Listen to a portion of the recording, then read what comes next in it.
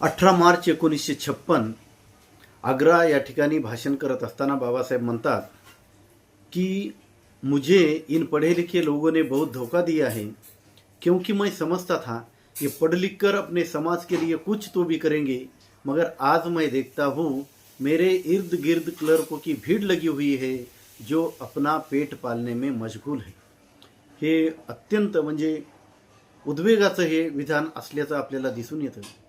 कारण ज्या लोकांसाठी डॉक्टर बाबासाहेब आंबेडकरांनी एवढा संघर्ष केला, त्याग केला, समर्पण, बलिदान ह्या सगळ्या गोष्टी त्यांनी समाजासाठी केल्या, पण जेव्हा त्यांच्या संघर्षाचं फलित म्हणून ही लोक जेव्हा काहीतरी बनली आपल्या आयुष्यामध्ये की यांना नोकऱ्या लागल्या, पण हे बनल्याच्या नंतर यांची अवस्था, आधीची जी अवस्था होती ती किती बिकट होती, किती हलाखीची होती, किती म्हणजे नीच पातळीचं त्यांचं जीवन होतं, जीवन जगण्याची किती नीच पातळी होती त्यांची। तर या पातळीवरून त्यांना बाबासाहेबांनी वरती आणण्याचं काम केलं आणि त्याचा परिणाम दिसायला लागला। आणि ते लोक जे काही कारकून झाले किंवा छोट्या मोठ्या नोकऱ्या करायला लागले, पण त्या लोकांनी बाबासाहेबांची ही जी मुवमेंट आहे ही आणखी बळकट करण्याचं काम त्यांनी करायचं होतं। तर त्या लोकांनी ते काम न करता ते स्वतःच्याच परिवारामध्ये मशगूल राहिले। जसं की सत्यपाल महाराज म्हणतात, बाल्याची माय, बाली आणि 10x10ची खोली यापुरतंच त्यांचं विश्व हे राहिलेलं होतं।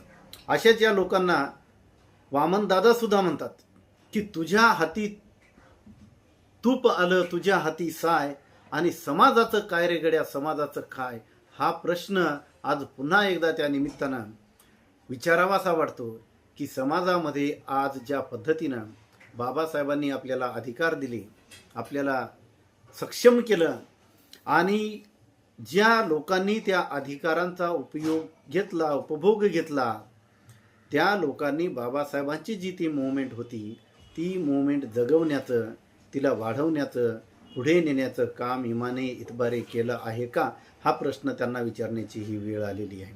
आज ज्या पद्धतीनं लोकशाही आणि संविधानाला बाजूला ठेवून जे काही निर्णय होत आहेत ते आमच्या अधिकाराच्या विरोधातले निर्णय घेतले जात आहेत, यावेळी हा प्रश्न विचारावासा वाटतो आणि आपणही हा विचार करणं गरजेचं आहे। आपले कोणी मित्र असतील, जे वकील असतील, इंजिनियर असतील, प्राध्यापक असतील आणि वेगवेगळ्या याच्यावरती आहेत, त्यांना आपण विचारलं पाहिजे। आपल्या शेजारी असतील, आपल्या भोवताली असतील, ते इंजिनियर आहेत किंवा ते प्राध्यापक आहेत किंवा एखादे मोठे अधिकारी आहेत म्हणून त्यांना सन्मान किंवा समाजाने न देता त्यांना हा जाब विचारला पाहिजे की बाबा तुम्ही आज जी नोकरी करता, ज्या उच्च पदावर आहात, त्या ठिकाणी जाऊन तुम्ही समाजासाठी काय करता, हा प्रश्न त्यांना विचारणं गरजेचं आहे। आणि हा प्रत्येकाने विचारला पाहिजे, कारण त्यांची नोकरी ही त्यांच्या एकट्याची किंवा त्यांचा वारसा हक्काने ती त्यांना मिळाली नाही, ती त्यांची नोकरी ही या चळवळीतून मिळालेली आहे। आणि त्यामुळे त्यांना हा प्रश्न विचारणं हा प्रत्येक समाज बांधवाचा अधिकार आहे।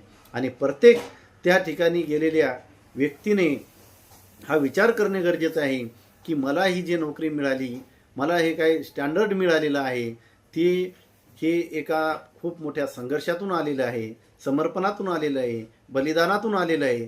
त्याची जाणीव ठेवून मला ही चळवळ जी आहे ती चळवळ पुढे नेण्याचं काम माझ्या परीने मला करायचं आहे। की मला जसं शक्य होईल, असं नाही की तुम्ही सगळं सोडून हे काम करा, पण जसं शक्य होईल त्या पद्धतीनं तुम्ही ते करण्याचा प्रयत्न केला पाहिजे।